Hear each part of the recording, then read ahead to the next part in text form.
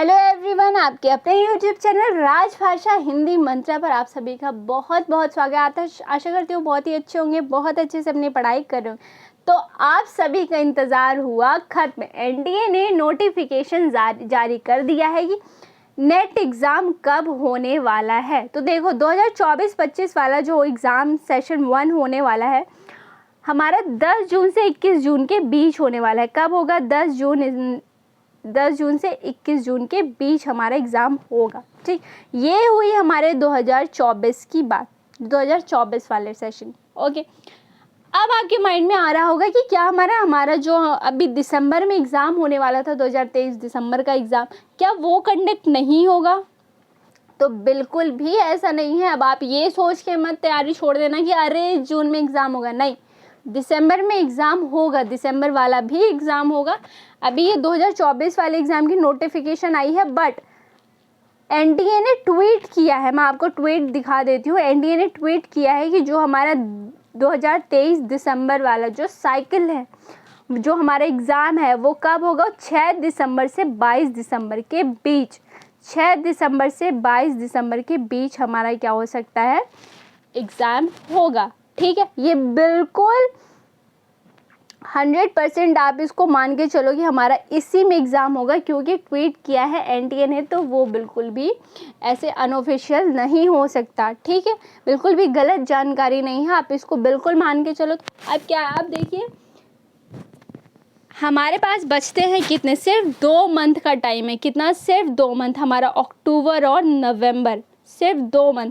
अब इस 2 मंथ में अच्छे से लग जाओ, सारी चीज़ें छोड़ दो। ठीक है, इधर उधर घूमना फिरना, यहाँ वहाँ फ़ोन वगैरह करना, सारी चीज़ें अब सब कुछ बंद कर दो। अब लग जाओ अपनी अच्छी खासी तैयारी में। ठीक, अब अपनी तैयारी की रफ्तार को बढ़ा दो। अब समय नहीं रह गया है कि आप खुद से बैठकर किताबें पढ़ो, एक एक पेज पलटो, एक एक चीज़ें देखो। अब आप समय है कि आपको नोट्स मिल जाएं, क्लासेस मिल जाएं, और ज़्यादा से ज़्यादा पीवाईक्यू लगाने की कोशिश करो कि जो 2000 कुछ नहीं तो 2015 ही मान लो पीछे के, खैर 2010 से करो तो ज़्यादा फ़ायदा रहेगा। वहाँ से 2023 तक जितने भी आपके पीवाईक्यूज़ हैं उन सभी को आप रट डालो। वहाँ से क्वेश्चंस आएंगे, आपके जो ऑप्शंस होते हैं आपको वो चीज़ें ध्यान देनी होती हैं कि ऑप्शन से भी क्वेश्चंस आते हैं। अब ऐसा नहीं है कि सेम क्वेश्चन आता है। पीवाईक्यू लगाने का मतलब ये नहीं है कि आप कह दो अरे पीवाईक्यू से तो क्वेश्चन ही सेम नहीं है। सेम क्वेश्चन रिपीट बहुत कम होता है, रेयरली होता है। पीवाईक्यू लगाने से हमें ये समझ आता है कि हाँ, इस टॉपिक से इस तरह के क्वेश्चन आए हैं, तो हम प्रिडिक्ट कर पाते हैं कि आगे हमारे किस तरह से क्वेश्चंस आ सकते हैं।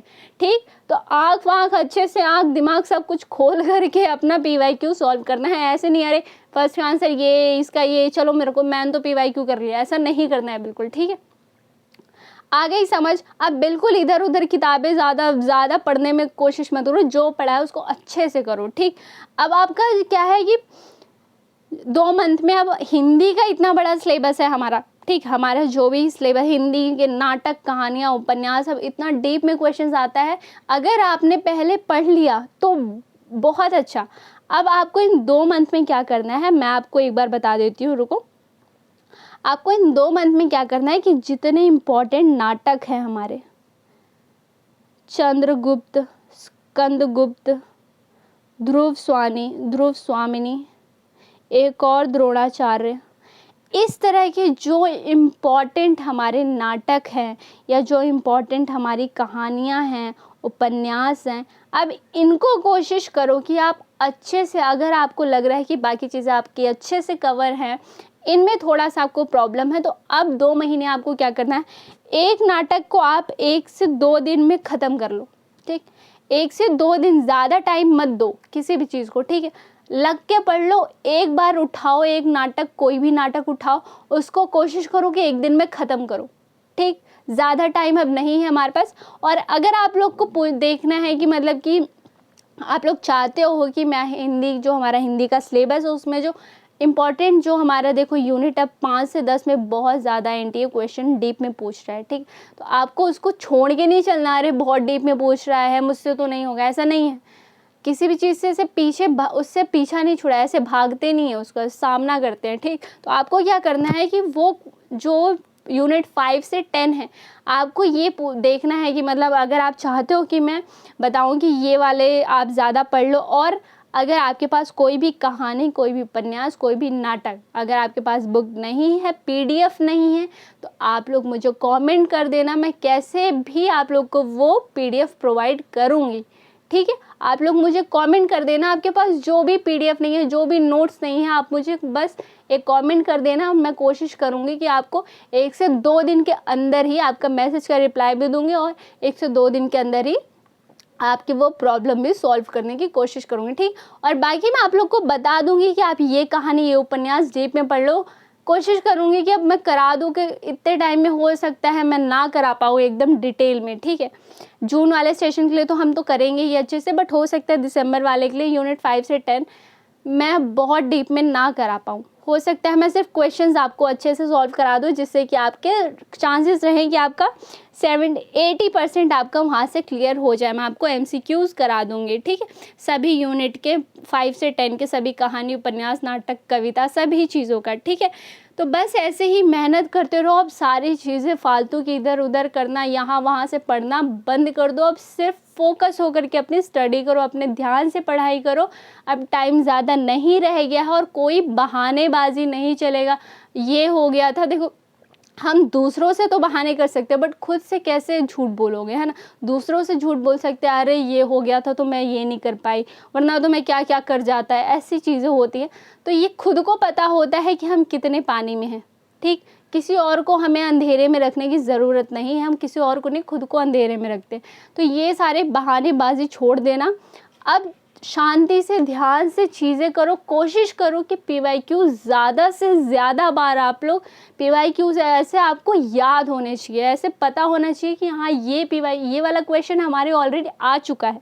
ठीक है, तो आपको क्या चीज़ें ध्यान देनी है, देखो आपको करना है, हमारा पीवाईक्यू करना है। मैं यूनिट 5 से 10 तक जल्दी से जल्दी मैं आप लोग के लिए पीपीटी बना रही हूँ कि मैं आपको इसके एमसीक्यू करा दूँ, क्योंकि डिटेल में, बहुत डीप में मैं कुछ नाटक करा सकती हूँ। आप मुझे बता देना कि ये नाटक पढ़ा दो, तो मैं वो नाटक पढ़ा दूँगी। कोई इम्पॉर्टेंट जो कविता है, मुझे एक बच्चे ने कमेंट किया था कि मैम मेरे को ये कुछ नाटक, कविताएं समझ नहीं आती, तो कैसे करें। तो मैं कोशिश करूँगी कि वो चीज़ें भी मैं आप लोग को बता दूँ। तो आप कमेंट कर देना कि ये कविता पढ़ा दो, या फिर अब ये नाटक पढ़ा दो, तो मैं कोशिश करूँगी कि मैं आप लोगों को वो चीज़ें करा दूँ। आप लोग कमेंट नहीं करते तो मुझे समझ नहीं आता आपको पढ़ना क्या है आगे। ठीक, तो मैं फिर वही टॉपिक यूनिट वाइज ही स्टार्ट कर देती हूँ। ठीक, तो आप लोग कमेंट कर दिया करो, आपको जो भी चीज़ें पूछनी हो। बाकी ऐसे ही मेहनत करते रहो। मेहनत, अब जब हम दिल से मेहनत करते तो हमें सफलता ज़रूर मिलती है। ठीक है, तो मिलते हैं अगली क्लास में। तब तक के लिए thank you so much for watching. यहाँ तक बने रहने के लिए बहुत बहुत शुक्रिया। खूब मेहनत करो, अच्छे से पढ़ो, और जो जो मैंने कहा है आप लोग मुझे कमेंट कर देना। आपको जो भी पीडीएफ चाहिए, जो भी नोट्स चाहिए, या जो आपको टॉपिक है कि नहीं मुझे ये समझ नहीं आ रहा, पहले आप ये पढ़ा दो, तो मैं वो आपको पहले वही पढ़ाऊँगी जो आप लोग कहेंगे। ठीक है, तब तक के लिए चलो मिलते हैं कल की क्लास में। तब तक के लिए thank you so much for watching. Bye bye. Video थोड़ी भी अच्छी लगी हो तो प्लीज़ वीडियो को लाइक करना और शेयर करना, ताकि सभी तक अपडेट्स पहुंच जाएं। और सब्सक्राइब नहीं किया है तो सब्सक्राइब भी कर लेना चैनल को। ठीक, चलो मिलते हैं कल की क्लास में। बाय।